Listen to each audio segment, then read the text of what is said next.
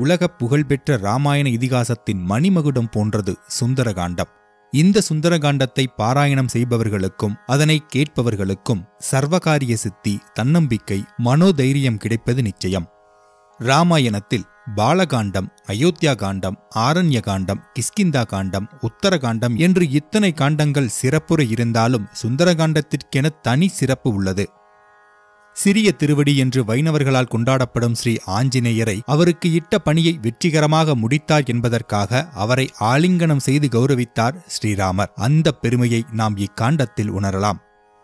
பொதுவாக இராமாயணம் அனைத்து காலத்திற்கும் பொதுவான கருத்துக்களை சொல்வதால் அனைவரின் மனதிலும் நீங்கா இடம் பெற்றிருக்கிறது.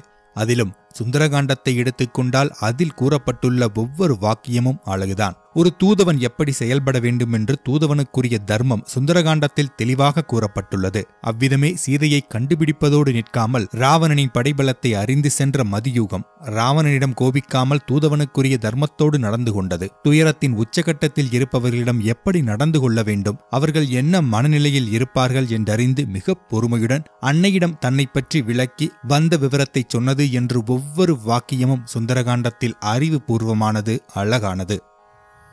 சுந்தரகாண்டத்தின் முக்கிய கதாபாத்திரம் ஸ்ரீ ஆஞ்சநேயர். ஸ்ரீராமருக்கு தாசானுதாசனாக இருப்பவரும் சுக்ரீவனின் அமைச்சருமாயிருப்பவரும் அளவற்ற நற்குணங்கள் நிரம்பியவருமான ஸ்ரீ ஆஞ்சநேயர் அக்கிரமங்களைக் கண்டால் அதனை அழிக்கும் தன்மை கொண்டவராகவும் இருப்பதை இக்காண்டத்தில் காணலாம். ஸ்ரீ அனுமனை கண்டகணமே தனது துன்பம் அனைத்தும் முடிவுக்கு வந்துவிட்டது என்று உணர்ந்தாராம் சீதா பிராட்டியார். அதன் பிறகு நடந்தவை அனைத்தும் அவருக்கு மகிழ்ச்சியாகவே இருந்ததாம். சுந்தரகாண்டத்தை படிப்பதும் அதனை கேட்பதும் ஸ்ரீ ஆஞ்சநேயரை வணங்குவது போன்ற நற்காரியங்களில் மனதை செலுத்தும் போது நமது மனதிலுள்ள துன்பங்களும் வேதனைகளும் அகன்று வளமான வாழ்வு பெறுவது திண்ணம்.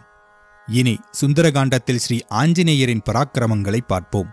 வாயுகுமாரன், அஞ்சனை புத்திரன், மகேந்திரமலை மீது நின்றபடி தன் எதிரே பறந்து விரிந்து கிடக்கும் சமுத்திரத்தை எப்படி தாண்டுவது என்று மலைத்து நின்றிருந்தபோது ஜாம்பவான், அனுமானே, உன் பலம் உனக்கு தெரியாது. உன்னால் இதைவிட பெரிய காரியங்களை சாதிக்க முடியும். சிறு குழந்தையாக இருக்கும்போதே சூரியனை கனியென்று பிடித்தவனல்லவா நீ? பயம் என்பதே உனக்கு கிடையாதே.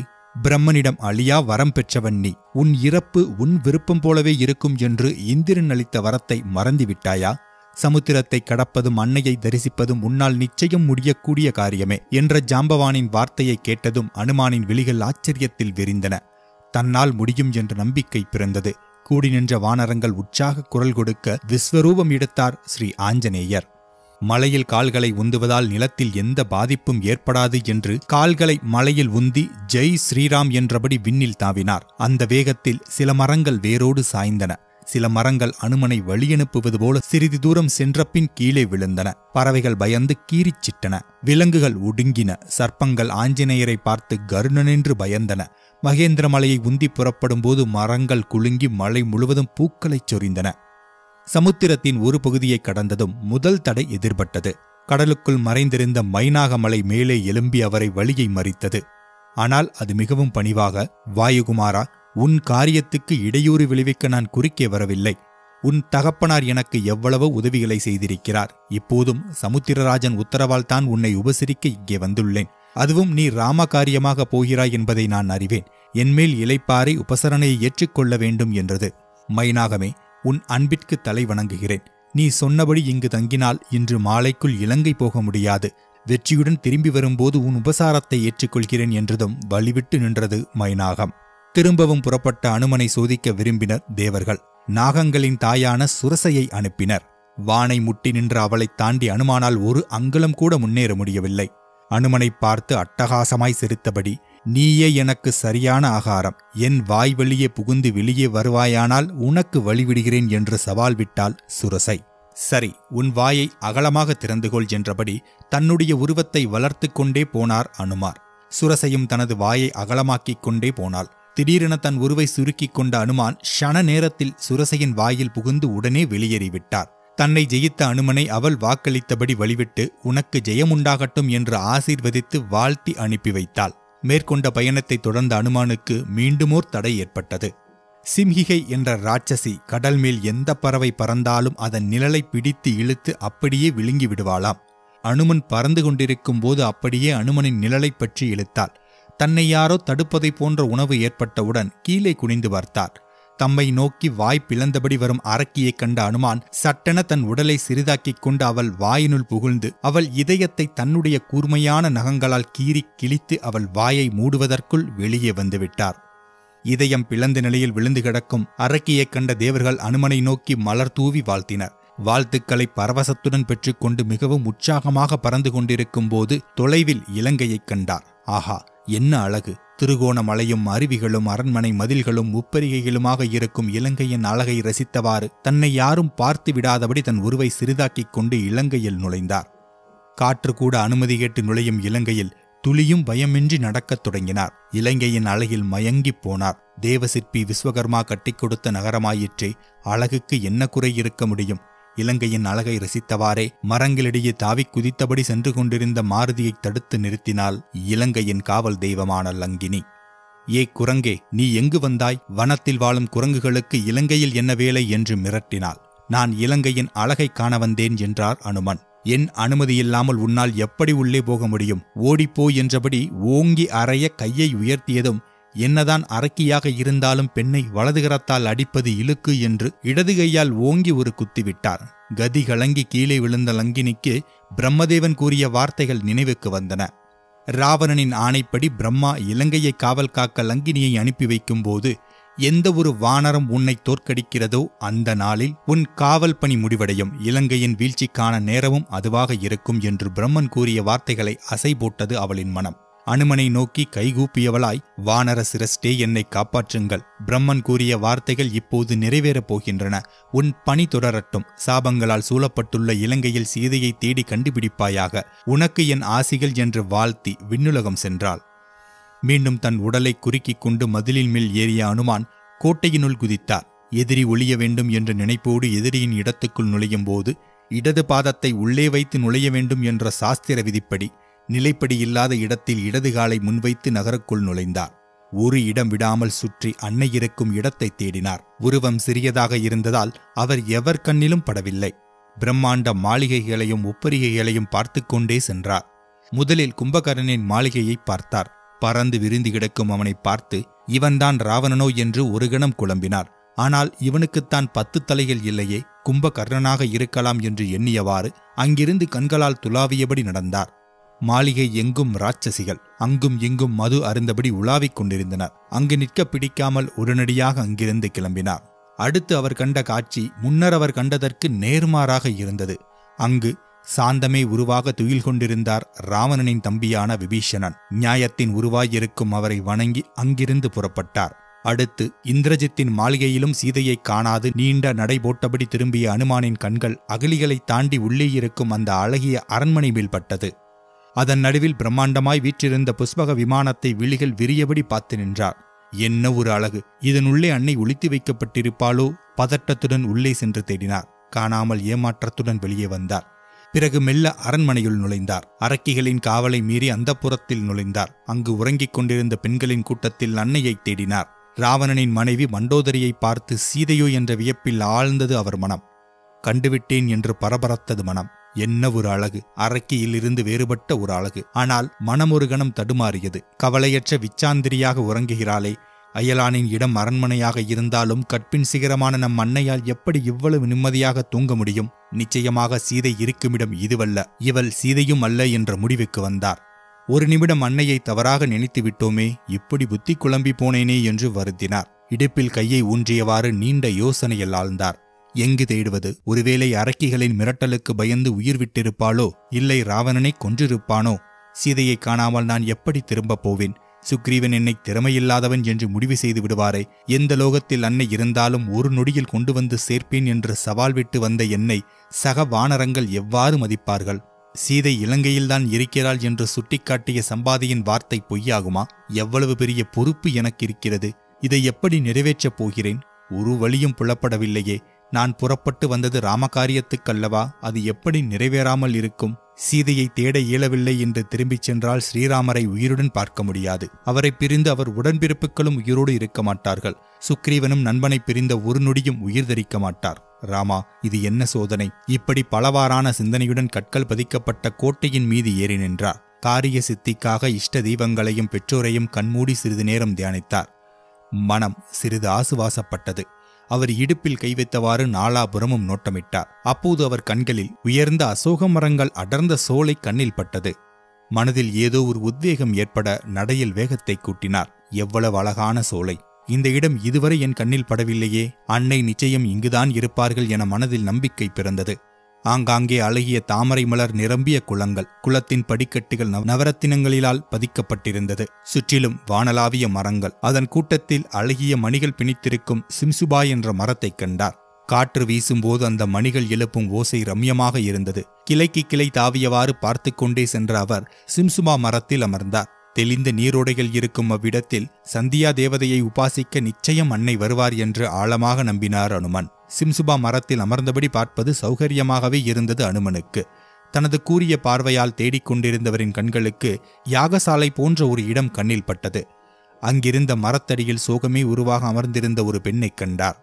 நீண்ட நாள் பட்டினி கிடந்ததை உணர்ந்து வாடிய மெல்லிய தேகம், அழுக்கு படிந்த ஆடை, எண்ணெய் வைக்காத சிக்கு பிடித்த தலை. ஐயோ, இது என்ன அவலம்! கவலையே உருவாக இளைத்த தேகத்துடன் இருக்கும் இவர்தான் அன்னையா? சீதையை பார்த்தவுடன் அனுமன் மனதில் 1000 கேள்விகள். அன்னையை பார்த்த மகிழ்ச்சி ஒருபுறம் இருந்தாலும் அவர்கள் அமர்ந்திருந்த கோலம் மனதை பிசைந்தது. எவ்வளவு சுகபோகமாய் ஜனகரின் அரண்மனையில் வாழ்ந்தவள்! இங்கு அன்னையை சுற்றிலும் கொடூர அரக்கிகள் கோரை பற்களுடன் அன்னையை வைத்த கண் வாங்காமல் பார்த்து கொண்டிருந்தனர். அன்னையை பிரிந்து ராமன் வாடுவதிலிருந்தே அவர் சீதையுடன் எத்தனை மகிழ்ச்சியுடன் இருந்திருப்பார் என்பதை உணர முடிகிறது. இந்த பதிவிரதா சிரோன்மணி ஏன் இன்னும் ராவணனை தன் கற்பின் நெருப்பில் எரிக்காமல் இருக்கிறாள்? இவள் பொறுமைக்குத்தான் எல்லையே இல்லையோ? பொறுமையில் பூமாதேவியை மிஞ்சிவிட்டார்களே.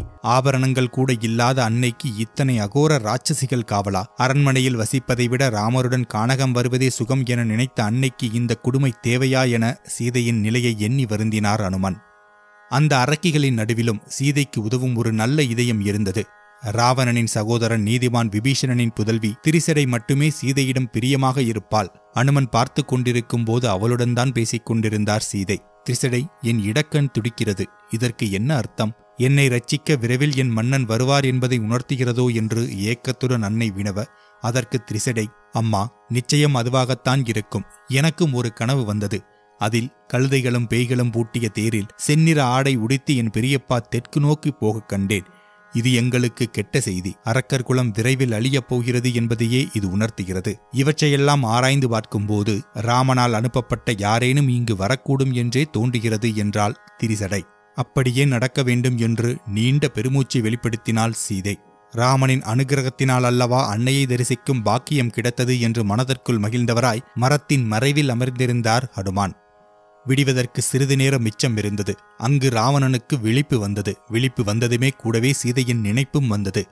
உடனே அவளை காண வேண்டும் என்ற வேட்கையுடன் வாசனை திரவியங்களை பூசிக்கொண்டு சாமரங்கள் வீசிக்கொண்டிருக்கும் பல நங்கையர்கள் புடைசூழ அவனது 2வது மனைவியான தான்யமாலையுடன் சீதையை காண வந்து சேர்ந்தாள். அவனைக் கண்டதும் இடிகண்ட நாகம் போல் பயந்தி ஒடுங்கிக் கொண்டாள் சீதை. தனது உடல் முழுவதையும் மறைக்கும்படி துணியால் மூடிக்கொண்டாள். இதைக் கண்ட ராவணன் சீதையிடம், பிரியே, என்னை பார்த்து ஏன் இப்படி பயப்படுகிறாய்? உன்மேல் பைத்தியமாயிருக்கும் எனக்கு நீ கொடுக்கும் பரிசு இதுவா? நீ விரும்பாத வரையில் உன்னை தொடமாட்டேன். ஆனால் அந்த ஆசை உனக்கு விரைவிலேயே வரவேண்டும். பட்டு மெத்தையில் துயில வேண்டிய நீ கட்டாந்தரையில் படுத்திருக்கலாமா? எதற்காக உன்னை எவ்வளவு வருத்திக் கொண்டிருக்கிறாய்? ராமன் கடல் கடந்து வந்து உன்னை மீட்டுச் செல்வான் என்று நினைக்கிறாயா? அது நடக்கவே நடக்காது. உன்னை மாற்றிக்கொள். நான் உன்னை லங்காபுரிக்கு ராணியாக்குகிறேன். பிதற்றிக் கொண்டிருந்தான் ராவணன். கொஞ்சம் ராவணனை வேதனையுடன் பார்த்தார் அனுமான். எத்தனை பராக்கிரமசாலி, மாவீரன்! இறைவனையே தனது கானத்தால் மயக்கும் அளவு திறமை பெற்றவன். காமத்தின் பிடியில் சிக்கி இவ்வளவு மோசமான நிலைக்கு தள்ளப்பட்டு விட்டானே என்று அவனை பற்றி மனதில் நினைத்தவாறு அன்னையின் பதிலுக்காக காத்திருந்தார். தனக்கும் ராவணனுக்கும் இடையே ஒரு துரும்பை கிள்ளி போட்டாள் சீதை. பிறகு அந்த துரும்பை ராவணனாக நினைத்து பேச ஆரம்பித்தார். ராவணா, உன் மனதில் கெட்ட எண்ணம் குடிகொண்டிருக்கிறது. பிறன் மனைவியை விரும்புவது பாவம். உன் எண்ணம் எப்போதும் ஈடேறாது. யாரும் இல்லாத சமயம் கல்வனைப் போல என்னை அபகரித்து வந்ததை யாரும் வீரன் என்று சொல்ல மாட்டார்கள். உனக்கு புத்தி சொல்வதற்கு இங்கு யாரும் இல்லையா? உன்னுடைய தீய எண்ணத்தால் இலங்கையின் அழிவிற்கு வித்திட்டு விட்டாயே. உலகம் போற்றும் உத்தமரான என் கணவரை விட்டு நான் வருவேன் என்று எப்படி நீ நினைத்தாய்? அவர் படையெடுத்து வந்து என்னை மீட்பது நிச்சயம். உன்னை காத்துக் கொள்ள விரும்பினால் என் கணவரின் திருவடிகளில் விழுந்து மன்னிப்புக்கேள். கருணாமூர்த்தியான அவர் உன்னை நிச்சயம் மன்னிப்பார். இல்லையேல் அவரது கோபத்துக்கு ஆளாவாய். ராமலக்ஷ்மணர்கள் விடும் பானங்களால் இலங்கையே அழியும். புரிந்து நடந்து கொள். நீயும் உன் மனைவிகளோடு மக்களோடு இன்பமாக இரு. ஆனால் இவ்விடத்தில் கனநேரம் நீ நிற்பதை நான் விரும்பவில்லை. உடனே இங்கிருந்து சென்றுவிடு என்று சீதையிடமிருந்து வந்த வார்த்தைகளை கேட்டதும் குதித்தெழுந்தான் ராவணன். கொஞ்சினால் மிஞ்சுவாயோ, பேரழகி என்று கர்வத்தில் இருக்கிறாய். அனைத்தையும் இழந்து நிற்கும் ராமனையா இன்னும் நினைத்துக் கொண்டிருக்கிறாய்? இப்பொழுது உன்மேல் எனக்கு கோபம் வரவில்லை. வார்த்தைகளால் நெருப்பை அள்ளி வீசினாலும் அது பனிபோல் குளுமையாகத்தான் இருக்கிறது. தரிகெட்டு ஓடும் குதிரைகளை சாமர்த்தியமுள்ள சாரதி அடக்குவது போல உன்மேல் கொண்ட மோகம் என் சினத்தை அடக்குகிறது. உனக்கு நான் கொடுக்கும் கெடுமுடிய இன்னும் 2 மாதம் இருக்கிறது. அதற்குள் நீ என்னை ஏற்க வேண்டும். உன்னை கொல்ல எனக்கு மனமில்லை. உன் மனம் மாறவில்லை என்றால் என் சமையல்காரர்கள் உன்னை எனக்கு காலை உணவாக்கி விடுவார்கள் என்று எச்சரித்துவிட்டு கூடியிருந்த அரக்கிகளை பார்த்து, இந்த பேதைக்கு புத்தி சொல்லுங்கள். அதற்கு சாம தான பேத தண்டம் என்ற அனைத்து உபாயங்களையும் பயன்படுத்துங்கள். இவளை வழிக்கு கொண்டு வருவது உங்கள் கடமை என்று தனது சிவந்த கண்களை உருட்டி மிரட்டியபடி அங்கிருந்து நகர்ந்தான். தான்யமாலை ராவணனிடம், அகில உலகத்திற்கும் அதிபதியான உங்களின் பராக்கிரமம் அவளுக்கு தெரியவில்லை. தானாகவே தன் தவறை உணர்ந்து உங்களுக்கு அடிபணிவாள். இப்போது அரண்மனைக்கு திரும்புவோம் என்று இதமான வார்த்தைகளை பேசியபடி அவனை அழைத்துச் சென்றாள். அவர்கள் சென்றதும் அரக்கிகள் சீதையை நோக்கி அவர்களுக்கு இட்ட கட்டளையை நிறைவேற்ற ஆரம்பித்தனர். ஒருத்தி, ராவணனை சாமானியனாக நினைத்து விட்டாயா?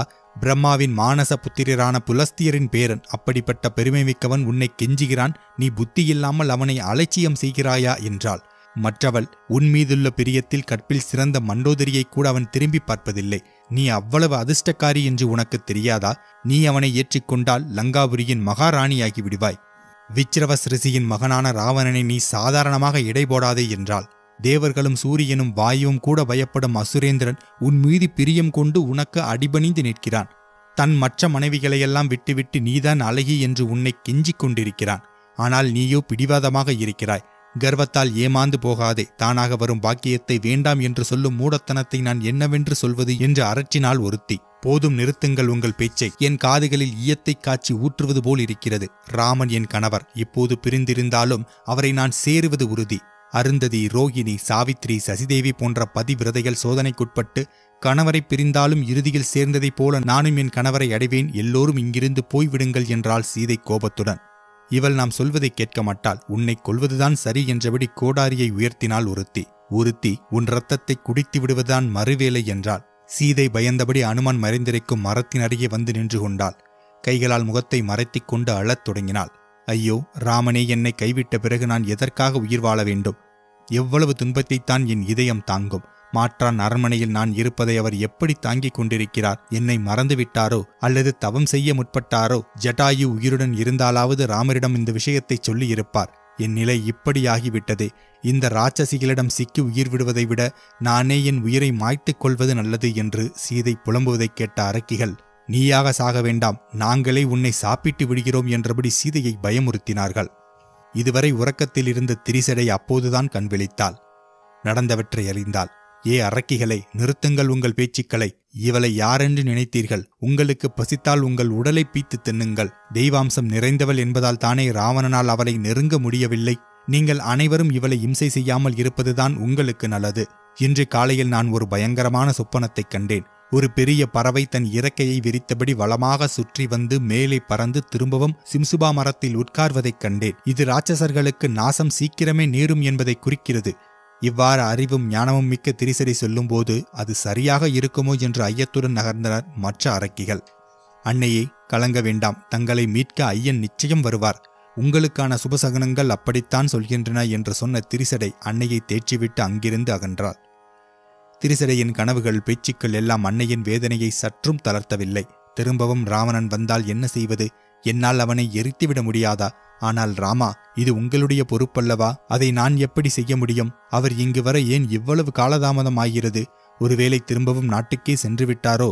லக்ஷ்மணா, உன் அன்னைக்கு சமமான என்னை நீயும் மறந்தனையே. ஐயோ, இவர்கள் தூங்கி விழிப்பதற்குள் உயிரை மாய்த்து கொள்ள வேண்டும் என்று தன்னுள்ளே பலவாறாக பேசியபடி தனது கூந்தலை மரக்கிளைகளை போட்டு முறுக்கி சுருக்கு கயிறாக்கிக் கொள்ளலாம் என்று அனுமன் அமர்ந்திருந்த சிம்சுபா மரத்தினடியில் வந்து நின்றாள். அப்போது சில சுபசகுனங்கள் மனதிற்கு தென்படவே தன் நினைப்பை மாற்றிக்கொண்டார். கலங்கிய மனதுடன் மரத்தடியில் சாய்ந்து உட்கார்ந்தார். இதையெல்லாம் மேலிருந்து பார்த்து கொண்டிருந்த அனுமனுக்கும் உடனே அன்னையை தேற்ற வேண்டும் என்ற எண்ணம் எழுந்தது. ஆனால் அவ்வாறு திடீரென அன்னையின் முன் போய் நின்றால் அரக்கன்தான் மாய வேடத்தில் வந்திருக்கிறான் என்று நினைக்க மாட்டார்களா? எதிர்பாராமல் ஒரு வானரம் எதிரில் நிற்பதை பார்த்து அவர்கள் அலறிவிட்டால் அனைவரும் எழுந்து விடுவார்களே, பிறகு அன்னையிடம் தனியாக பேச முடியாதே.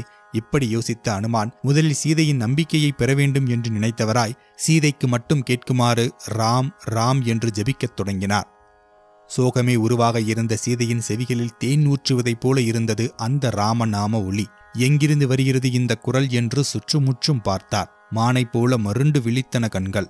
இச்வாகு குல திலகமும் பராக்கிரமசாலியும் நீதிநெறி வலுவாதவரும் ரிஷிகளின் குணத்தை ஒத்தவரும் தான தருமங்களில் சிறந்தவருமான தசரத சக்கரவர்த்தியின் மூத்த குமாரனான ஸ்ரீராமன் தந்தைக்கு மிகவும் பிரியமானவர். சகல சாஸ்திரங்களையும் கற்றுத் தேர்ந்தவர். வில் வித்தைகளில் அவருக்கு நிகர் அவரே.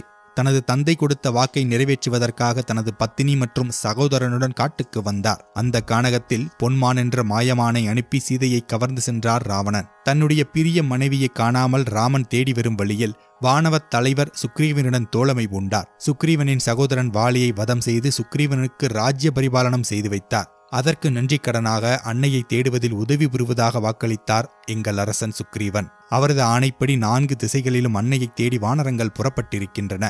ஜாம்பவானின் சொல்படி இந்த திசை நோக்கி வந்த நான் தனது கூரிய பார்வையால் தாங்கள் இங்கிருக்கிறீர்கள் என்று சம்பாதி பறவையும் சொன்னதைத் தொடர்ந்து இந்த சமுத்திரத்தை கடந்து தங்களை காண வந்துள்ளேன். தங்களை கண்டுவிட்டது என் பாக்கியம் என்று விருத்தாந்தங்களை கூறி முடித்தார். இப்படி அனுமான் கூறி முடித்ததும் சீதையின் முகத்தில் சந்தோஷமும் சந்தேகமும் மாறி மாறி தோன்றியது. தனது உயிர் தியாகத்தை தடுத்து நிறுத்திய அந்த மகா உத்தமரை பார்க்க வேண்டும் என்ற ஆவல் தோன்ற சிம்சுபா மரத்தைச் சுற்றி பார்த்தார். கூடவே இது அரக்கர்களின் சூழ்ச்சியாக இருக்குமோ என்ற சந்தேகமும் எழுந்தது. மரக்கிளைகளில் மிக பிரகாசமான ஒரு உருவத்தைக் கண்டாள். உயிர் உடம்பில் இருக்கச் செய்வது மூச்சுக்காற்று. அத்தகைய உயிருக்கு ஆதாரமான வாயுவின் புத்திரராகத்தான் இவர் இருக்க வேண்டும். ராவணனின் காவல்களை கடந்து இந்த அரக்கிகளுக்கு நடுவே அவர்களுக்கு கேட்காமல் பேசும் இவன் நிச்சயம் புத்திமானாகத்தான் இருக்க வேண்டும். ராமபிரான் தன்னை அழைத்து போக வரப்போகிறார் என்பதை தெரிவிக்க வந்த தூதுவனோ தெரியவில்லையே. ஆனால் இது பொய்யாக இருக்கக்கூடாது என்ற அனைத்து தேவர்களையும் மனதார வேண்டினார். பிறகு குரல் வந்த திசையை நோக்கி அன்னார்ந்து பார்த்தார். மஞ்சள் நிற தேகத்துடன் வெள்ளை பட்டாடை உடுத்தி பிரகாசமான முகத்துடன் தகதகவென்று ஜொலித்துக் கொண்டிருந்தார் அனுமன். வானரங்கள் இவ்வளவு தேஜசுடன் இருக்குமா? இது சூழ்ச்சியோ என்ற சந்தேகம் எழுந்தது சீதைக்கு. அனுமான் கொஞ்சமும் தாமதிக்காமல் ஸ்ரீராம் ஸ்ரீராம் என்றவாறு மரத்திலிருந்து குதித்து அன்னையை வணங்கினார். தாங்கள்தானே என் பிரபு ஸ்ரீ ராமச்சந்திரனின் பிரிய பத்தினி. தாங்கள்தானே ஸ்ரீராமனை பின்தொடர்ந்து கானகம் வந்தது. தாயே, வனத்தில் வாழும் தபஸ்வினிகளைப் போலவே இருக்கிறீர்களே என்று அனுமன் சொன்னதும் ஆனந்த பரவசம் அடைந்தார் சீதை. தனக்கு விடுவிகாலம் பிறந்துவிட்டது என்று மகிழ்ச்சி கொண்டாள். அனுமானின் வழக்கத்தை ஏற்றுக்கொண்ட வைதேகி, நான் தான் ஜனகரின் புத்திரி, தசரதனின் மருமகள், கோசலா நாட்டு ராஜகுமாரன் ஸ்ரீராமனின் தர்ம பத்தினி. அவரது சிறிய தாயாரான கைகேயின் வரத்தால் நாட்டை துறந்து வனவாசம் மேற்கொண்டோம். அச்சமயத்தில்தான் ராவணன் வஞ்சகமாக எங்களை ஏமாற்றி என்னை இங்கு சிறைபிடித்து வைத்திருக்கிறான். அவன் எனக்கு கொடுத்த கெடுமுடிய இன்னும் சிறிது நாட்களே இருக்கின்றன. அதற்குள் ஸ்ரீராமன் என்னை ரட்சிக்க வேண்டும். இல்லையென்றால் நான் உயிர் நிற்பதை தவிர வேறு வழியில்லை என்று சொல்லும் போதே கண்ணீர் அவரின் கண்களை நிறைத்தது. அன்னையே, வருத்தப்பட வேண்டாம். ஸ்ரீராமர் தான் சௌக்கியமாக இருக்கும் செய்திகளை தங்களிடம் தெரிவிக்கச் சொன்னார். லக்ஷ்மணர் தனது நமஸ்காரங்களை தெரிவிக்கச் சொன்னார் என்று சொல்லியபடி சீதையின் அருகில் வந்தார். அதுவரை சந்தோஷமாக இருந்த சீதை திடீரென ராவணன் இவ்வுரு எடுத்து வந்து என்னை ஏமாற்றுகிறானோ? ஏற்கனவே தண்டகாரண்யத்தில் சந்நியாசி வேடத்தில் வந்து என்னை ஏமாற்றியவன்தானே. என்னுடைய இந்த நிலையை பார்த்து மேலும் மேலும் துன்புறுத்த எப்படித்தான் மனம் வருகிறதோ என்று எண்ணியவாறு சட்டென திரும்பி மரத்தடிக்குச் சென்றாள். ஆனால் இத்தூதனை பார்க்கும்போது என் மனதில் சந்தோஷ அலையல்லவா அடிக்கிறது. இவன் நிச்சயம் ராவணனாக இருக்க முடியாது என்று குழம்பியபடி இருந்தார். அன்னையின் சந்தேகத்தை உணர்ந்த ஹனுமன் கூப்பிய கரங்களுடன் நின்ற இடத்திலேயே நின்றபடி, அன்னையே, தாங்கள் என்னை நம்ப வேண்டும். ஸ்ரீராமரின் அனுகிரகத்துடன் சமுத்திரத்தை கடந்து ராவணனின் சிரசில் அடியெடுத்து வைப்பது போல் இந்த மண்ணை மிதித்திருக்கிறேன். இனி நடப்பவையெல்லாம் நன்மைக்கே. தாங்கள் சந்தேகிப்பது போல் நான் ராவணன் அல்ல. தாங்கள் இருக்கும் நிலையில் யாரை நம்புவது என்ற குழப்பம் இருப்பது இயற்கைதான். என்னை நம்புங்கள் என்று வணங்கினார். சந்தேகம் சிறிது குறைந்தாலும் திரும்பவும் அனுமனிடம், என் நாதனுக்கு உனக்கு எப்படி பரிச்சயம் ஏற்பட்டது? அவரின் அங்க அடையாளங்களை கூறினால் என் மனம் மேலும் தெளிவு பெறும் என்றால் கலங்கிய மனதோடு. அன்னையே, தங்களின் சந்தேகத்தை போக்க வேண்டியது என் கடமை. ஸ்ரீராமன் தங்களை தேடி வரும் வழியில் சுக்ரீவனை சந்தித்தார். நான் சுக்ரீவனின் மந்திரி. தங்களை ராவணன் அபகரித்துச் செல்கையில் தாங்கள் எரிந்த ஆபரணங்களை மூட்டையாக கட்டி நான் தான் சுக்ரீவனிடம் கொடுத்திருந்தேன். அதை சுக்ரீவன் ராமனிடம் காட்டிய போது அவர் அடைந்த மகிழ்ச்சிக்கு எல்லையே இல்லை. அதை பார்த்து கண்ணீர் வடித்தார். பிறகு ராமர் சுக்ரீவனுக்கு அவருடைய அண்ணனான வாலியை வதம் செய்து ராஜ்யமகுடம் சூட்டுவதாகவும் அதற்கு பதில் சீதையை தேடுவதற்கு சுக்ரீவன் உதவுவதாகவும் பரஸ்பரம் உதவி செய்து கொள்வதாக பிரதிஞ்ஞை எடுத்துக் கொண்டனர். அதன் பொருட்டே தென்திசை நோக்கி அங்கதன் தலைமையில் வந்தோம். தொடர வழி தெரியாமல் சோகத்துடன் நாங்கள் நின்று கொண்டிருந்தோம். சீதையை கண்டுபிடிக்காமல் திரும்பப் போய் சுக்ரீவன் கையால் உயிரிழப்பதை விட வடக்கிருந்து உயிரிடுவது மேல் என்று தர்பையை பரப்பி அதன் மேல் உட்கார்ந்தபடி உயிர்விட தீர்மானித்தன வானரங்கள். அப்போது அங்கதன் இதுவரை நடந்த சம்பவங்கள் அனைத்தையும் வானரங்களுடன் பரிமாறிக் கொண்டிருந்தான். சீதையை தூக்கிச் சென்றது, ஜடாயு ராவணனுடன் சீதையை காப்பாற்றுவதற்காக போரிட்டு மடிந்தது என்பதை பற்றியெல்லாம் பிரலாபித்துக் கொண்டிருந்தான். ஜடாயு சம்பந்தமான பேச்சை கேட்டவுடன் அப்போது அங்கு வந்த கழுகுகளின் அரசன் சம்பாதி அங்கு வந்து தன் தம்பி ஜடாயுவின் மரணத்திற்கு வருத்தம் தெரிவித்ததோடு அதற்கான சடங்குகளையும் செய்தது. பிறகு நாங்கள் ராமகாரியத்தின் பொருட்டு வந்திருப்பதாக அறிந்து எங்களுக்கு உதவ முன்வந்தது. தனது தூர திருஷ்டியால் தாங்கள் இலங்கையில் இருப்பதாக எங்களுக்குச் சொன்னது. தங்களை காணாமல் திரும்பி செல்வதை விட உயிரை விடுவது மேல் என்ற முடிவுக்கு வந்திருந்த எங்களுக்கு அமுதாய் காதில் விழுந்தது. உடனே என்னை புறப்படச் சொன்னார்கள். ஸ்ரீராமரின் கருணையால் பல தடைகளை தாண்டி இப்பொழுது உங்கள் முன் நிற்கிறேன். மேலும் ஸ்ரீராமரை பற்றிய இனிமையான வார்த்தைகளை கூறி சீதையை சந்தோஷப்படுத்த நினைத்தார் அனுமன். தேவி, ஸ்ரீராமனின் அழகை பற்றி சொல்ல வேண்டுமென்றால் அவரது முகத்தின் பிரகாசம் சூரியனை விட கூடுதல். செந்தாமரை இதழ்களை ஒத்த வசீகரிக்கும் விழிகள், நீண்ட புஜங்கள், உடங்கள் சியாமள வண்ணம், கம்பீரமான குரல், சாமதான பேத தண்டத்தை அறிந்தவர், சகல ஜீவராசிகளுக்கும் மகிழ்ச்சியை கொடுப்பதில் சந்திரனுக்கு நிகரானவர், சகல ராஜாக்களுக்கும் மன்னராக இருப்பதில் குபேரனைப் போலவும், புகழிலும் பராக்கிரமத்திலும் ஸ்ரீமத் நாராயணனைப் போலவும், அறிவில் பிரகஸ்பதியைப் போலவும், அழகில் மன்மதனைப் போலவும் இடமறிந்து எதிரிகளை நாசம் செய்பவர், பொறுமையில் பூமாதேவிக்கு நிகரானவர், பெரியவர்களை மதிப்பவர், சாஸ்திர சம்பந்தங்களை நன்கறிந்தவர், உத்தம மனிதருக்குரிய அனைத்து குணங்களும் நிரம்ப பெற்றவர், தர்மநெறி தவறாதவர், அனைத்து உயிர்களிடத்தும் அன்பாயிருப்பவர். தாயே, நான் மிகவும் பாக்கியசாலி. ஸ்ரீராமனால் தூதவனாக அனுப்பப்பட்ட நான் எவ்வளவு பாக்கியம் செய்திருக்க வேண்டும். அவருடைய தூதவன் என்பதற்கு அத்தாட்சியாக அவர் கொடுத்தனுப்பியிருக்கும் அவர் நாமம் பணித்த கணையாளியை பாருங்கள். என் மீது உங்களுக்கு நம்பிக்கை உண்டாகும் பொருட்டே அவர் இதை எனக்கு கொடுத்தனுப்பியிருக்கிறார். பவ்யமுடன் அனுமன் கொடுத்த மோதிரத்தை கையில் வாங்கினாள் சீதை. இவன் உண்மையான ராமதூதனே என்று மகிழ்ந்தாள். கணையாளி தொடர்பான பேச்சுக்கள், நிகழ்ச்சிகள் எல்லாம் அவர் மனதில் நிழலாடின. அனுமனே, உன்னை தவறாக நினைத்ததற்கு முதலில் என்னை மன்னிக்க வேண்டும். ஏனெனில் என் நிலைமை அப்படி இருக்கிறது. அது இருக்கட்டும், என் கணவர் சர்வ வல்லமை படைத்த ஸ்ரீராமர் எப்படி இருக்கிறார்? சதா என்னை எப்படி மீட்டுச் செல்வது என்ற ஆலோசனையிலே இருக்கிறாரா? லட்சுமணன் சொல் கேளாமல் அவரை மதியாமல் இருந்ததாக நினைத்து லட்சுமணன் என்மேல் கோபமாகத்தான் இருக்கிறாரா என்றெல்லாம் கேள்வி மேல் கேட்டு சந்தோஷத்தில் திக்குமுக்காடி போனார் சீதை. அவருக்கு ஆறுதலாக, அம்மா, தாங்கள் இல்லாமல் மிகவும் வேதனையுடனேயே இருக்கிறார் எம்பெருமான். அழகான கனி வகைகளை பார்த்தாலோ மணமிக்கும் பூக்களை பார்த்தாலோ சீதே சீதே என்று பெருமூச்சு விடுகிறார். எப்போதும் உங்கள் நினைவுடன்தான் இருக்கிறார். அன்னையே, அவர் வந்துதான் உங்களை மீட்டெடுக்க வேண்டும் என்பதில்லை. இப்பொழுது என் முதுகில் ஏறிக்கொள்ளுங்கள், அடுத்த நொடி நாம் அங்கிருப்போம் என்று சீதையின் முன் பணிந்து நின்றார். ஸ்ரீராமர் தன் நினைவாகவே இருக்கிறார் என்பதை கேட்டு மகிழ்ந்தாலும் இந்த நிலைக்கு அவரை ஆளாக்கி விட்டோமே என்ற வேதனையும் அடைந்தார் தேவகி. அதே சமயம் இச்சிறிய உருவில் என்னை எப்படி உன்னால் தாங்கிச் செல்ல முடியும் என்று அன்னை வினவவும் தன் சக்தியை அன்னைக்கு உணர்த்தும் பொருட்டு விஸ்வரூபம் எடுத்தார் ஹனுமான். தன் முன் வியாபித்து நிற்கும் அதி தேஜஸ்வியமான அனுமனை பார்த்ததும் பிரமித்து போனார் சீதை. அனுமனே, நீ பராக்கிரமசாலி என்பதில் எல்லளவு சந்தேகமில்லை. நீ எவ்வளவு பெரிய வீரனாக இருந்தால் இக்கடலை கடந்திருப்பாய். ராவணனைக் கண்டு பயப்படாத உன் தைரியம் யாருக்கு வரும்? உன்மேல் நம்பிக்கை இல்லாமல் ராமர் உன்னை இங்கே அனுப்பியிருப்பாரா? உன்னுடன் வருவது பெரிய காரியமல்ல. ஆனால் ராவணன் ராமரைப் பற்றி என்ன நினைப்பான்? ராவணனுக்கு பயந்து உன்னை அனுப்பியதாக அல்லவா அவர் நினைத்துக் கொள்வான். அவர் வீரத்திற்கு களங்கம் கற்பிக்கும் இந்த செயலை ஒருபோதும் செய்ய வேண்டாம். நீ திரும்பச் சென்று என் நிலையை எடுத்துச் சொன்னால் அது போதும். என்னை மீட்க சீக்கிரமே படை திரட்டி வருவார். தன்னுடைய பாணத்தால் ராவணனை அழித்து என்னை மீட்டுச் செல்வதே அவருக்கு கௌரவம். ராவணன் கொடுத்த கெடுமிடியை இன்னும் 2 மாதம்தானே இருக்கிறது. அதற்குள் என்னை காப்பாற்ற வேண்டும். இல்லையேல் என் உயிரை மாய்த்துக் கொள்வது உறுதி என்று சீதையின் வார்த்தைகளை கேட்டதும், அன்னையை, தாங்கள் சொல்வது முற்றிலும் சரி. ராமருக்கு இதுநாள் வரை தாங்கள் இருக்குமிடமே தெரியாது. நான் இப்போது சென்று கூறியவுடன் உடனே படை திரட்டிக் கொண்டு வந்து சேருவார், இது உறுதி. நான் ஏதாவது தவறாக பேசியிருந்தால் மன்னியுங்கள். நான் திரும்பச் சென்று ராமரிடம் தங்களை சந்தித்த விவரத்தை கூறுகிறேன். அதை கேட்டதுமே அவருக்கு துக்கம் பஞ்சாய்ப் பறந்துவிடும். அதற்கு முன் உங்களிடம் ஒரு சிறு விண்ணப்பம். நான் தங்களை பார்த்ததை ராமர் நம்ப வேண்டுமல்லவா? அதற்கான அடையாளங்களை சொல்லுங்கள் என கேட்க, எனக்கும் அவருக்கும் மட்டுமே தெரிந்த 2 அந்தரங்க செய்தியை உன்னிடம் கூறுகிறேன். இதை அவரிடம் சொன்னால் நிச்சயம் நம்புவார். ஒரு நாள் நானும் அவரும் தனிமையில் இருந்தபோது ஒரு காகம் வந்து என்னை கொத்திவிட்டு பறந்தது. மீண்டும் மீண்டும் அவ்வாறே செய்தது. என் மடி மீது தலை வைத்து படுத்திருந்த அவரின் தூக்கம் கெடுமோ என்று நானும் பல்லை கடித்து பொறுத்து கொண்டு அசையாமல் உட்கார்ந்திருந்தேன். ஆனால் காகம் குத்தியதால் வழிந்த இரத்தமானது அவர் முகத்தில் பட்டது. திடுக்கிட்டு எழுந்தார். இதற்கு காரணமான காகத்தை நோக்கி கோபக் கனலை வீசி அவர் அதற்கு தகுந்த தண்டனை கொடுக்க எண்ணினார். பக்கத்தில் இருந்த தர்பையில் மந்திர பிரயோகம் செய்து வீச அது பிரம்மாஸ்திரமாக மாறி அவனை துரத்தியது. எங்கு ஓடினாலும் தப்பிக்க முடியவில்லை. தன்னை காப்பாற்ற எவரும் இல்லை என்று தெரிந்ததும் உயிர் பிச்சை வேண்டி ரகுநந்தனின் காலில் விழுந்தான். அவரும் அவனை பெருந்தன்மையாக மன்னித்தார். ஆனால் பிரம்மாஸ்திரத்தை திரும்ப பெற முடியாததால் அது அவனது வலது கண்ணை பிடுங்கிச் சென்றது. அந்த காகம் வேறாருமல்ல, இந்திரனின் மகன் ஜெயந்தன் தான் அவன். இன்னொரு நாள் நாங்கள் வனப்பிரதேசத்தில் நடந்து கொண்டிருந்த போது களைப்பு மேலிட்டதால் வியர்வை ஆறாக பெருகியது. அதனால் என் நெற்றி திலகமும் கலைந்திருந்தது. இதை பார்த்த அவர் பக்கத்தில் இருந்த செந்நிறக்கல்லை எடுத்து உராய்த்தி என் நெற்றியில் திலகமிட்டார். இவை எங்கள் இருவருக்கு மட்டுமே தெரிந்த அந்தரங்கமான விஷயங்கள். இவ்வாறு கூறியபடி தனது சேலையில் முடித்து வைத்திருந்த சூடாமணியை அனுமனிடம் கொடுத்தார் சீதை. இது என் தாய் என் திருமணத்தின் போது தசரத மகாராஜா கையில் கொடுத்து எனக்கு அணிவிக்கச் செய்தார்.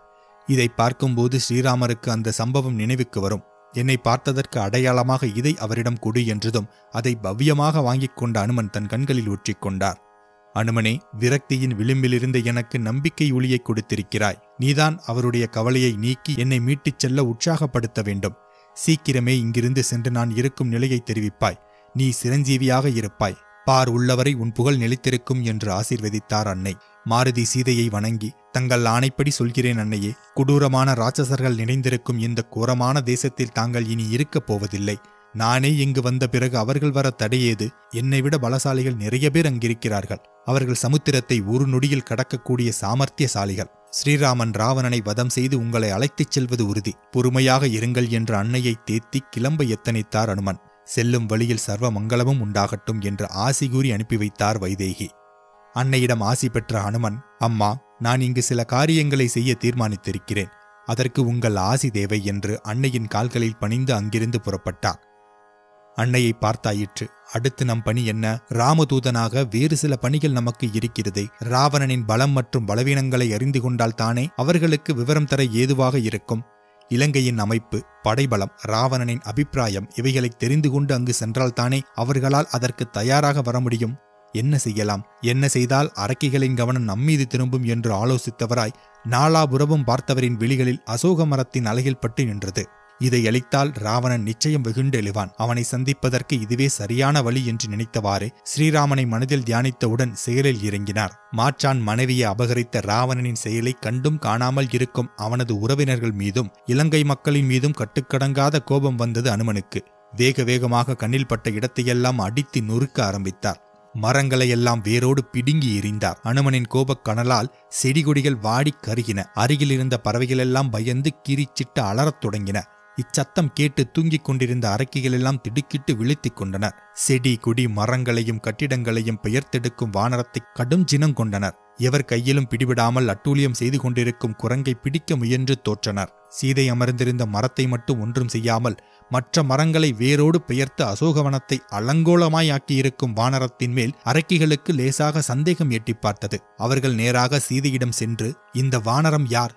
ஏன் இப்படி அட்டகாசம் செய்கிறது என்று மிரட்டவும், அன்னை, உங்கள் எதிரில்தானே இருக்கிறது, நீங்களே கேட்கலாமே, எதற்கு என்னை வீணாக துன்புறுத்துகிறீர்கள்? அதோடு நினைத்த ரூபத்தை எடுக்க உங்களால் தானே முடியும் என்று கேட்கவும், ஆத்திரம் தாங்காமல் ராவணனின் அரசவைக்கு சென்று முறையிட்டனர். அதோடு அந்த வானரம் சீதைக்கு வேண்டப்பட்டதாகவும் இருக்கலாம். ஏனெனில் சீதை அமர்ந்திருந்த இடத்தை மட்டும் அது ஒன்றும் செய்யவில்லை என்று எரியும் நெருப்பில் எண்ணெயை விட்டுச் சென்றனர் அரக்கிகள். கண்களை சிவக்க அவர்களை நோக்கிய ராவணன் ஒரு அரக்கனை அழைத்து அந்த துஷ்ட குரங்கை பிடித்து வாருங்கள் என அனுப்பினான். இவர்களை எதிர்பார்த்தே அனுமன் தோரண வாயிலில் நின்று கொண்டிருந்தார். அனுமனை நோக்கி பாய்ந்த அவர்களை மிகுந்த சினத்துடன் அனுமன் தாக்க வந்தவர்களில் பலர் யமனுலகம் சென்றனர். இதை பார்த்த சிலர் பின்னாங்கால் பிடரியில் பட ஓடி ராவணனிடம் தங்கள் கண்ட செய்தியைச் சொல்லினர். இதை கேட்ட ராவணனுக்கு அதிர்ச்சி கலந்த ஆச்சரியம். உடனே இதுவரை யாராலும் ஜெயிக்கப்படாதவனும் மந்திரி பிரகஸ்தனின் மகனுமான ஜம்புமாலி எனும் மாவீரனை அழைத்து அந்த வானரத்தை அடக்கி இழுத்து வா என்று ஆணை பிறப்பித்தான். இதற்குள் அனுமன், அரக்கர்களை கொண்டேன், அசோகவனத்தை அளித்தாயிற்று,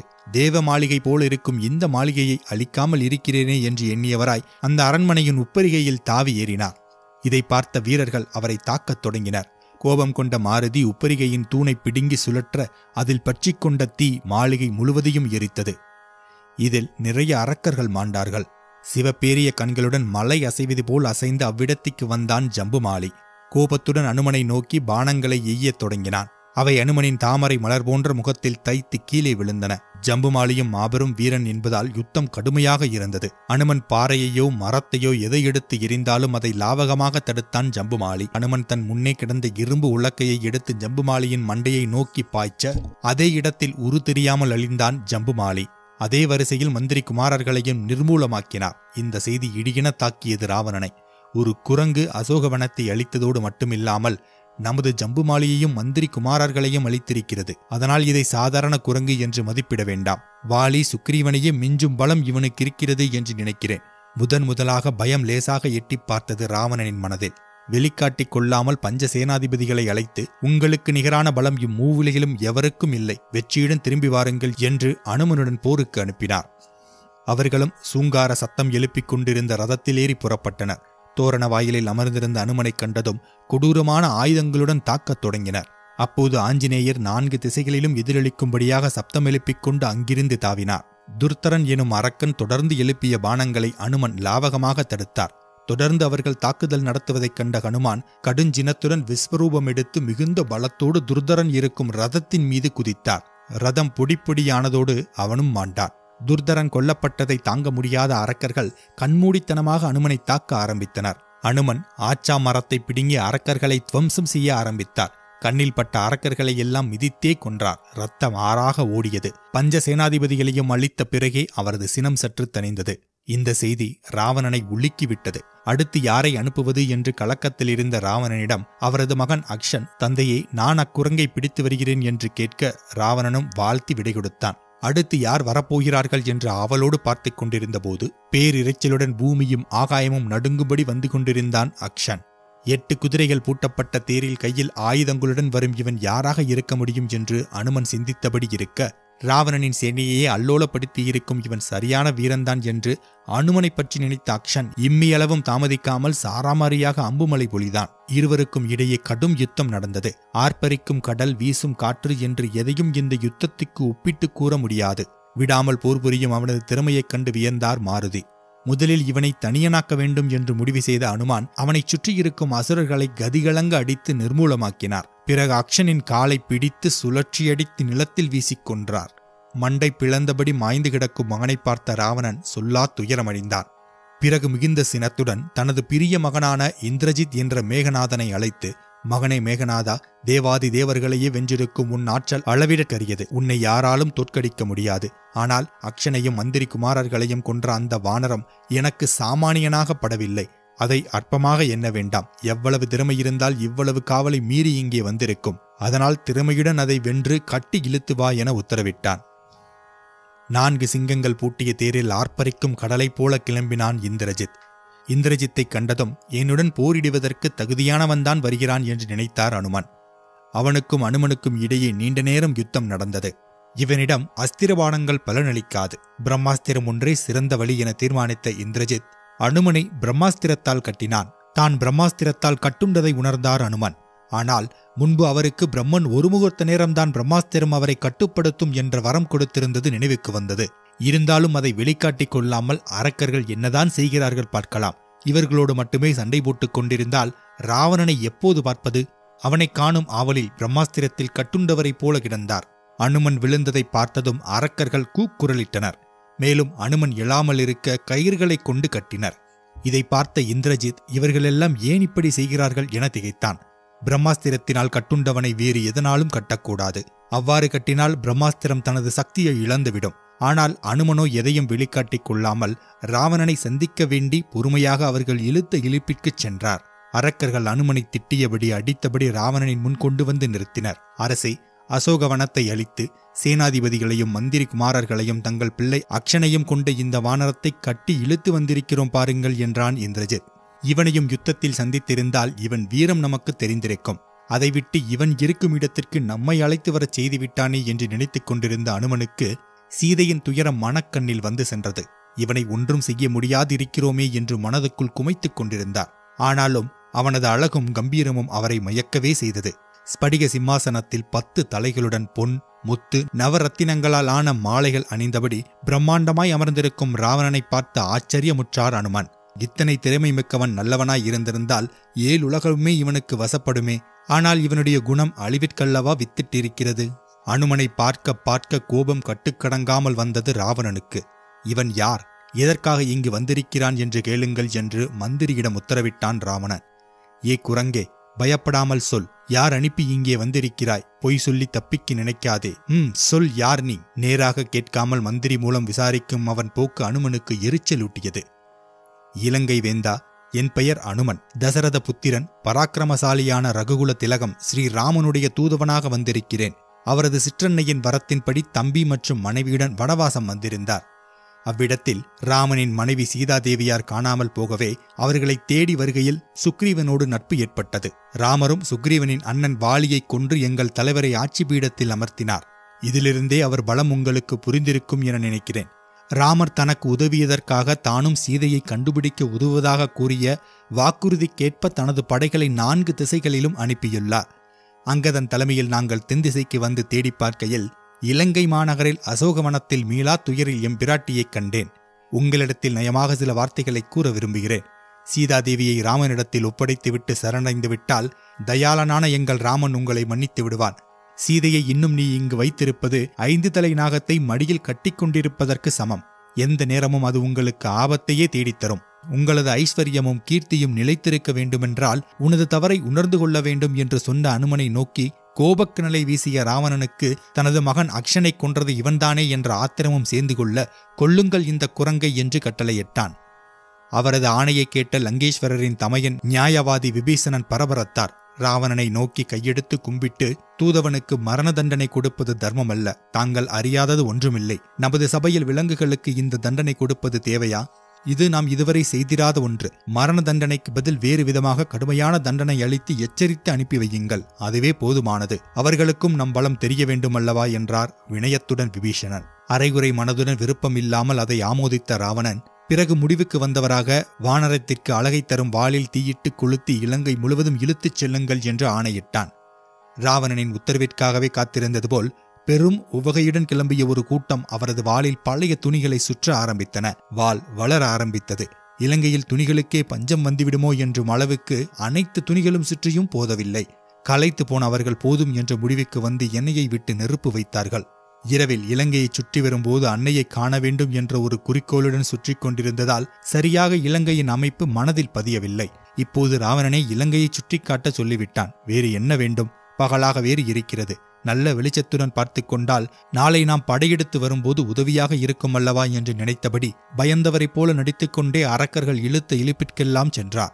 அசோகவனத்தை அழித்த இந்த குரங்கை பாருங்கள். நமது உறவினர்களை அழித்த இந்த குரங்கு இப்போது எப்படி அடங்கி கிடக்கிறது பாருங்கள் என்றெல்லாம் ஏசியபடி அனுமனை திட்டியும் அடித்தும் இழுத்துச் சென்றனர். இலங்கையே திமிலோகப்பட்டுக் கொண்டிருந்தது. தன்னை சுற்றிலும் நிற்கும் அரக்கிகளிடம் அதற்கான காரணத்தை அன்னை கேட்டவுடன், உங்களிடம் பேசிவிட்டு போன அந்த குரங்கின் வாளை தீ வைத்து கொளுத்தியிருக்கிறான் எங்கள் வேந்தன். அது தீயின் உக்கிரம் தாங்காமல் இங்குமங்கும் ஓடிக்கொண்டிருக்கிறது என்று கொக்கரித்துச் சிரிக்கவும் கவலையுற்றாள் அன்னை.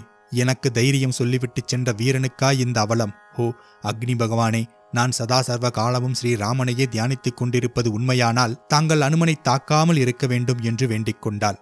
அன்னையின் பிரார்த்தனையை ஏற்றுக்கொண்ட அக்னி தேவன் உடனேயே அக்னியை தன்னென்று ஆக்கினார். வாள் எரிந்து கொண்டிருந்தாலும் குளிர்ச்சியாயிருப்பதைக் கண்ட அனுமன் இது அன்னையின் அருள் என்று நினைத்துக் கொண்டார். ஸ்ரீராமனின் கருணையினாலும் தன் தகப்பனின் நண்பன் என்பதாலும் அக்னி தன் உக்கிரத்தை என்னிடம் காட்டவில்லை போதும் என்று எண்ணியவாறு மனதில் அவர்களுக்கு தன் நன்றியையும் வணக்கத்தையும் தெரிவித்துக் கொண்டார். தான் வந்த நோக்கம் முடிந்தது. அன்னையையும் பார்த்தாகிவிட்டது. இனியும் இவர்களுக்கு நாம் யார் என்பதை தெரிவித்துவிட்டே செல்ல வேண்டும். நான் வந்த காரியம் அப்போதுதான் நிறைவேறும். இதற்கு அக்னி பகவானும் அருள் புரிந்துள்ளார். இங்குள்ள கட்டடங்களையெல்லாம் தீக்கரையாக்குவேன் என்ற முடிவுடன் ஒரு சிலுப்பி கட்டுக்களை உதறிக்கொண்டார். தெரித்து விழுந்தன கட்டுக்கள். வாளை ஒரு சுழற்றவும் அருகிலிருந்தவர்களின் முகங்கள் தீயில் கருகின.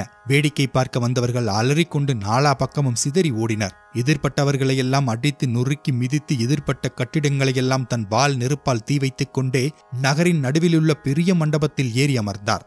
வெள்ளி, தங்கம், முத்துமணிகள் பதிக்கப்பட்டிருந்த மண்டபங்கள் உருகி ஓடின. வீடுகள் எரிந்தன. அனைத்து மக்களும் இப்படி கண்ணெதிரில் தங்கள் வீடுகள் எரிவதை பார்த்து கலங்கினர். உங்கள் மன்னன் செய்யும் அக்கிரமத்திற்கு துணை போகும் உங்கள் கதியும் அதோ கதிதான் என்றவாறு இலங்கையையே சர்வநாசம் செய்தார். திரிகூட மலையின் மேல் நின்றபடி நாசமாகியிருக்கும் இலங்கையை பார்த்தார். பிறகு கடலில் தன் வாளை நினைத்துவிட்டு அமர்ந்து தன் நிலைக்கு வந்த பிறகுதான் அவருக்கு புரிந்தது, ஐயோ, இலங்கை முழுவதையுமே சுடுகாடாக்கி விட்டோமே, அன்னையும் இங்குதானே இருக்கிறார், அது ஏன் எனக்கு தோன்றவில்லை? கோபம் என் புத்தியை மறைத்து விட்டதோ? ராம லக்ஷ்மணர்களிடம் இதை எப்படி தெரிவிப்பேன்? ராமர் கோபத்தில் என் தலைவன் சுக்ரீவரையும் எங்கள் குலத்தையும் அழித்து விட மாட்டாரா? இந்த அழிவை தடுக்க என் உயிரை மாய்த்துக் கொள்வதுதான் சரி என்று தீர்மானத்துக்கு வந்தபோது சில நல்ல சகுனங்கள் அவருக்கு தோன்றின. பிறகு தைரியம் அடைந்தவராய் தன்னுடைய வாளை தீண்டாத அக்னி அன்னையை எப்படி தீண்டியிருப்பான் என்ற முடிவுக்கு வந்தார். இருந்தாலும் அன்னையை தரிசித்துவிட்டு வந்தால்தான் மனம் நிம்மதியுறும் என்று தோன்றிய பின் அங்கிருந்து அசோகவனம் சென்று அன்னையை வணங்கினார். அன்னையே, இலங்கையே தீக்கரையான போது தாங்கள் தப்பியது பாக்கியமே. நான் திரும்பிச் செல்ல தங்கள் அனுமதியை எதிர்பார்க்கிறேன் என்று கூறி பவ்யமாக நின்ற அனுமனை பார்த்து, எவ்வளவு பெரிய மாவீரன் என்று நினைத்த அன்னை, ஆஞ்சநேயா, உன்னால் ஒரு நொடி பொழுதில் என்னை தூக்கிச் செல்ல முடியும் என்பதை உணர்த்தியிருக்கிறாய். ஆனால் அப்படி செய்தால் ராமரின் புகழுக்கு களங்கம் ஏற்படுமே. அதனால் அவர் வந்து தனது பாணங்களால் ராவணனை அழித்து என்னை மீட்டுச் செல்வதற்கான சகல ஏற்பாடுகளையும் செய்வீராக என ஆசீர்வதித்த அன்னையை வணங்கினார் மாருதி. அன்னையே, அப்படியே செய்வேன். ரகுகுல திலகன் விரைவிலேயே வந்து அனைவரையும் அழித்துவிட்டு தங்களை மீட்டுச் செல்வது உறுதி என ஆறுதல் சொல்லிவிட்டு வணங்கி விடைபெற்றார். பிறகு ராமபிரானை தரிசிக்கும் ஆவலில் கிளம்பினார். அருகில் இருந்த அரிஷ்டமலையில் ஏறிச் செல்லும் போது அவர் காலடிப்பட்ட பாறைகள் தூள் தூளானது. மிருகங்கள் தாவரங்கள் எல்லாம் அழிந்தன. பட்சிகள் சப்தமிட்டு பறந்தன. பரந்த கடலை தாண்ட எண்ணம் கொண்ட மாருதி அரிஷ்ட மலையின் மேல் தன் காலை அழுத்தி உந்திச் செல்ல முற்பட்ட போது மலை அப்படியே பாதாளத்தில் அமிழ்வதைப் போல சப்தங்கள் கேட்டன. பிறகு வானத்தில் பறந்தபடி பெருங்கடலை கடந்து சென்றார். சூரியர் சந்திரர் நட்சத்திரங்களையும் பார்த்து பறந்து கொண்டிருக்கும் போது எதிர்பட்ட மைனாக மலையிடம் அளவிலாவி விட்டு முன்பை விட வேகமாக மகேந்திரமலையை நோக்கி புறப்பட்டார். தன் பந்துக்களையும் நண்பர்களையும் காணும் ஆவலில் உற்சாகமாக கூக்குரலிட்டார் அனுமன். இதை கேட்ட ஜாம்பவன் அவனது குரலை கொடுத்த காரியத்தில் ஜெயித்து விட்டான் என்பதை உணர்த்துகிறது. வாருங்கள், அவனை வரவேற்போம் என்று கூறவும் கூடியிருந்த வானரங்கள் மகிழ்ச்சி ஆராவாரம் செய்தன. வானரங்கள் மரங்களை வேகமாக அசைத்தும் கூக்குரலிட்டும் தங்கள் மகிழ்ச்சியை வெளிப்படுத்தினர். மலையின் மீது மலை அமர்வது போன்று விசுவரூபத்துடன் இறங்கியவரை பார்த்து அனைவரும் மகிழ்ந்தனர். ஜாம்பவானை பார்த்ததும் கண்டேன் சீதையை என்று ஒரே வார்த்தையில் தனது வெற்றியின் சரிதத்தை கூறிவிட்டார்.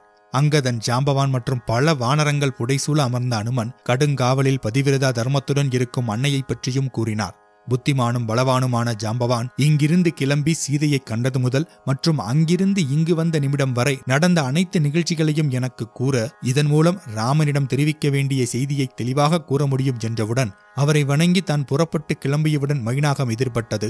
சுரசை, சிம்ஹிகை, லங்கினி எதிர்பட்டது. இடதுகால் வைத்து இலங்கையில் நுழைந்தது. புஷ்பக விமானத்தை கண்டது. ராவணன் அன்னையை மிரட்டியது. அதற்கு அன்னை பதிலடி கொடுத்தது. தான் அசோகவனத்தை அழித்து ராவணனின் கோபத்துக்கு ஆளானது. அவன் வாளில் தீயிட்டது. கோபத்துடன் தான் இலங்கையை அழித்து பிறகு கிளம்பி வரும் முன் அன்னையை தரிசித்தது என தெளிவாக அனைத்தையும் கூறி முடித்தார் ஆஞ்சநேயர். அனுமன் கூறியதை கேட்டதும் அங்கதன், சீதையை கண்டுபிடித்தாயிற்று, இலங்கையை அழித்தாயிற்று, ராட்சசர்களும் ஏறக்குறைய அனைவரும் மாண்டே விட்டனர். இதற்கு பின்னரும் சீதையை ஏன் அங்கு விட்டு வைத்திருக்க வேண்டும்? அழைத்து வந்திருக்கலாமே என்றார். சிறிது யோசித்த ஜாம்பவான், இந்த விஷயத்தில் ராமனை கலந்தாலோசிக்காமல் முடிவெடுக்க வேண்டாம். அவரது ஆணைப்படி அன்னை இருக்குமிடத்தை கண்டுபிடித்தாயிற்று. இனி மேற்கொண்டு அவர் உத்தரவின் பேரில் நடப்போம் என்று கூறினார். அதை ஆமோதித்த வானரங்கள் சந்தோஷமாய் அனுமன், அங்கதன், ஜாம்பவானுடன் சேர்ந்து ராமனை காணச் சென்றனர். சுக்ரீவன் இந்த செய்தி கேட்டு ஆனந்தத்தின் எல்லைக்கே செல்வான் என்று மகிழ்ந்தனர். ஆனந்த கூத்தாடி சென்று கொண்டிருக்கையில் மதுவனத்தைக் கண்டனர். அதில் புகுந்து இஷ்டப்படி தேனை அருந்தினர். தடுத்த சுக்ரீவனின் மாமனும் அத்தோட்டத்தின் காவலாளியுமான ததிமுகனை அடித்து காயப்படுத்தினர். அங்கிருந்து ஓடிவந்த ததிமுகனின் நிலையைக் கண்ட சுக்ரீவன் பதறிப்போய், வானவ சிரேஷ்டனே, என்ன நடந்தது? எதற்கும் பயப்படாதே. தாங்கள் இவ்வாறு பதட்டப்பட்டு பயந்து வந்திருப்பது எனக்கு ஆச்சரியமாக இருக்கிறது என்றதும் நடந்ததை தெரிவித்தான் ததிமுகன். ததிமுகன் சொல்லியதைக் கேட்டதும் லக்ஷ்மணன் என்ன செய்தி என்று கேட்டபடி அங்கு வந்தார். அவரிடம் விஷயத்தைச் சொன்ன சுக்ரீவன், ததிமுகன் சொல்வதை பார்த்தால் அங்கதன், அனுமான், ஜாம்பவானும் அங்கிருப்பது தெரிகிறது. காலக்கெடு முடிந்தது என்று தெரிந்தும் இங்கு வராமல் உற்சாகத்தோடு கொண்டாடுகிறார்கள் என்றால் அனுமன் அன்னையை கண்டுவிட்டார் என்றுதானே அர்த்தம். காரியத்தில் தோற்றிருந்தால் உற்சாக மனப்பான்மை வருமா என்றதும் ராம லட்சுமணர்கள் முகத்தில் நெடுநாளாய் காணாமல் போயிருந்த மகிழ்ச்சி லேசாக எட்டி பார்த்தது. பிறகு சுக்ரீவன் ததிமுகனை நோக்கி, மாமா, அவர்கள் இஷ்டம்போல் சாப்பிடட்டும். ஆனால் எங்களுக்கும் சீதையை பற்றி அறியும் ஆவல் அதிகமாக இருப்பதால் அவர்களை கொஞ்சம் விரைவாக வரச் சொல்லுங்கள் என்றார். அதற்குள் அங்கிருந்த அனைவருடன் புறப்பட்டான் அங்கதன். ததிமுகன் புறப்பட்டு வெகுநேரமாகிவிட்டது. இதற்குள் சுக்ரீவனும் விஷயத்தை ஓரளவு யூகித்திருப்பார் என்று சொல்லிக் கொண்டிருக்கும் போதே ததிமுகனும் அங்கு வந்து அவர்கள் ஆவலுடன் இருக்கும் விஷயத்தை தெரிவித்தார். வில்லில் இருந்து புறப்பட்ட அம்பை போல் அனைவரும் வேகமாக கிளம்பி ராம லக்ஷ்மணர்கள் இருக்கும் இடத்திற்கு ஓடினர். அனுமன் கண்டேன் சீதையை என்றபடி ராமனை வணங்கினார். பிறகு கற்பு கனலுடன் இருக்கும் சீதையை பற்றி கூறினார். அப்போது ராமன் அடைந்த மகிழ்ச்சிக்கு அளவே இல்லை. ஸ்ரீராமர் நடந்தவற்றை விளக்கமாக கேட்கவும் அனுமானும் இங்கிருந்து கிளம்பியது முதல் புறப்பட்டு வரும் வரை நடந்த அனைத்து விருத்தாந்தங்களையும் விரிவாக கூறினார். தாங்கள் அவரை மீட்டுச் செல்லும் நாளை ஆவலுடன் எதிர்பார்த்து அன்னை காத்திருப்பதையும் தெரிவித்தார். பிறகு அன்னையை பார்த்தபோது உங்கள் இருவருக்கு மட்டுமே தெரிந்த 2 விஷயங்களைச் சொல்லி அதை உங்களிடம் கூறுமாறு தெரிவித்தார். காகாசுரன் வதம், நெற்றியில் திலகமிட்டது போன்ற சம்பவங்களை கூறி சூடாமணியை பவ்யமாக அண்ணலின் கையில் கொடுத்தார். சீக்கிரமே இலங்கைக்கு செல்ல வேண்டிய கட்டாயத்தையும் அவசியத்தையும் வணக்கத்துடன் தெரிவித்தார். சூடாமணியை பெற்றுக்கொண்ட ஸ்ரீராமனின் கண்களில் நீர்த்திவலைகள் மறைக்க அந்த கணையாளியின் நினைவலைகளில் மூழ்கினார் ரகுநந்தன். பிறகு அனுமனை நோக்கி, சீதை என்னை பற்றி என்ன கூறினாள் என்பது போன்ற பல கேள்விகளையே திரும்ப திரும்ப கேட்டுக்கொண்டிருந்தார். அன்னையும் இப்படித்தான் திரும்ப திரும்ப கேட்டுக்கொண்டே இருப்பார். நானும் தங்களை பற்றி விரைவில் ஸ்ரீராமன் மீட்டுச் செல்வது உறுதி என்றதும் அந்த வெற்றி முழக்கத்தை நீங்கள் சீக்கிரமே கேட்கத்தான் போகிறீர்கள் என்றதும் பூரித்து போனார் அன்னை. எப்பொழுதும் தங்கள் நினைவாகவே இருக்கிறார்கள். ராவணன் எவ்வளவு துன்புறுத்தியும் அன்னையை நெருங்க முடியவில்லை. துக்கம் தாங்காமல் உயிர் தியாகம் செய்ய அன்னை நினைத்திருந்த சமயத்தில்தான் நான் அன்னையை சந்தித்தேன். நான் தங்களுடைய தூதன் என்றதும் அவர் முகத்தில் முதலில் சந்தேகமும் பிறகு நம்பிக்கையும் பிறந்தது. பிறகு கணையாளியை கொடுத்தவுடன் தங்களை பார்த்தது போலவே மகிழ்ந்தார். பிறகு அவர்கள் கவர்ந்து செல்லப்பட்டதிலிருந்து நடந்த அனைத்தையும் என்னிடம் கேட்டறிந்தார். ஜடாயுவை சந்தித்தது, சுக்ரீவனிடம் நட்பு என்று அனைத்தையும் கேட்டார்கள். லக்ஷ்மணனுக்கு தன்னுடைய ஆசியை தெரிவிக்கச் சொன்னார்கள். பிறகு சூடாமணியை கொடுத்து உங்களிடம் சேர்ப்பிக்கச் சொன்னார்கள். விரைவிலேயே தங்களை வந்து மீட்டுச் செல்லும்படி கூறினார். ராவணனின் கெடு இன்னும் 2 மாத காலமே இருக்கிறது என்பதை நினைவுபடுத்தினார். அதுவும் அவர் என்னை ரகசியமாக அழைத்து போகக்கூடாது. அவர் வந்து என்னை அழைத்துச் செல்வதை ராவணன் அறிய வேண்டும். ராவணனின் காலக்கெடு மிகவும் குறைவாக இருப்பதால் உடனே என்னை மீட்டுச் செல்லச் சொல் என்றார்கள். அதற்கு நானும், ராம லக்ஷ்மணர் வானரர்கள் இலங்கைக்கு வந்து தங்களை மீட்டுச் செல்வது நிச்சயம். வெற்றி முழக்கத்தையும் தாங்கள் சீக்கிரமே கேட்கப் போவது உறுதி. அதோடு வனவாசம் முடிந்து அயோத்தி சென்று பட்டாபிஷேகமும் செய்து கொள்ளத்தான் போகிறீர்கள் என்றதும் அன்னையின் மனம் மிகவும் பரவசப்பட்டது. சீக்கிரமே அன்னையை அழைத்து வர தாங்கள்தான் உடனடி ஏற்பாடுகளை செய்ய வேண்டும் என்று கூறி தூதனுக்கான தனக்கிட்ட பணியை மிகச் சிறப்பாகவே முடித்திருந்தார் அனுமன். இங்கு எனக்கு பிரியமான செய்தியை கூறிய அனுமனுக்கு சன்மானமாக ஆலிங்கனத்தைத் தவிர வேறு எதுவும் தற்போது கொடுப்பதற்கில்லை. ஆனால் இதுவே அனுமனுக்கு பெரிய சொத்தாக இருக்கும் என்று கூறி அனுமனை இறுகத் தழுவிக்கொண்டார் ஸ்ரீராமன். சுந்தரகாண்டத்தை தொடர்ந்து ஆஞ்சநேயரின் தோளில் அமர்ந்த ராமனும் அங்கதன் தோளில் அமர்ந்த லக்ஷ்மணனும் சுக்ரீவன், ஜாம்பவான் மற்றும் வானர வீரர்கள் புடைசூழ தென் திசை நோக்கி கிளம்பினர். அனைவரின் ஒத்துழைப்புடன் கடலில் மேல்பாலம் கட்டி இலங்கை வந்து சேர்ந்தனர். ராம ராவண யுத்தம் மிக கடுமையாக நடந்தது. இறுதியில் ராவணனை கொன்று அவன் தம்பி விபீஷணனை இலங்காபுரிக்கு அரசனாக்கினார் ஸ்ரீராமர். பிறகு சீதையை மீட்டு அயோத்திக்கு புறப்பட்டனர். ஸ்ரீராமர் வந்தவுடன் அன்னையர்களை வணங்கி ரத்தின சிம்மாசனத்தில் சீதையுடன் அமர்ந்தார். வசிஷ்டர், ஜாபாலி, கௌதமர், வியாசர், வாமதேவர், காத்யாயனர், கஷ்யபர், ஷூயக்ஞர் என்ற 8 மகா ஞானிகளும் திவ்ய மந்திரங்களை ஓதி புண்ணிய தீர்த்தத்தால் முறைப்படி பட்டாபிஷேகம் செய்தனர். பசுக்கள், குதிரைகள், தங்கம் மற்றும் பொற்காசிகளை அனைவருக்கும் தானமளித்தனர். ஸ்ரீராமர் விபீஷணனுக்கு ஸ்ரீரங்க விமானத்தையும் சுக்ரீவனுக்கு தங்க ஹாரத்தையும் நவரத்னங்களால் செய்யப்பட்ட 2 தோல் வளையங்களை அங்கதனுக்கும் அன்பாக அளித்தார். அதோடு ஒளிவீசும் ரத்தினங்கள் கலந்த ஒரு முத்துமாலையை சீதையிடம் கொடுத்து, சீதை, யாரிடம் நீ விசேஷ அன்பு வைத்திருக்கிறாயோ அவருக்கு இதை கொடுக்கலாம் என்றவுடன் சீதை அதை வாங்கி அனுமனின் கழுத்தில் போட்டாள். அதோடு 2 வஸ்திரங்களையும் அளித்து அனுமனை கௌரவப்படுத்தினார். இதைத் தொடர்ந்து ஸ்ரீராமர் 11,000 வருடங்கள் அயோத்தியை மிக சிறப்பாக ஆண்டார். ராமராஜ்யத்தில் மக்கள் அனைவரும் சுபிட்சமாக இருந்தனர். இவ்வாறு ராமாயணத்திலுள்ள சுந்தரகாண்டத்தையும் பட்டாபிஷேக சர்க்கத்தையும் படிப்பவர்களுக்கும் கேட்பவர்களுக்கும் செல்வ வளம் பெருகும், கஷ்டங்கள் நீங்கும், பிரிந்த தம்பதியர் இணைவர், வழக்குகள் வெற்றி பெறும், சொத்து சேரும், மன நிம்மதி கிடைக்கும். இதை அனைவருக்கும் கொண்டு சேர்க்கும் பணியை செய்பவர்களுக்கு சொர்க்கத்தின் கதவுகள் நிச்சயம் திறந்திருக்கும். ஜெய் ஸ்ரீராம்.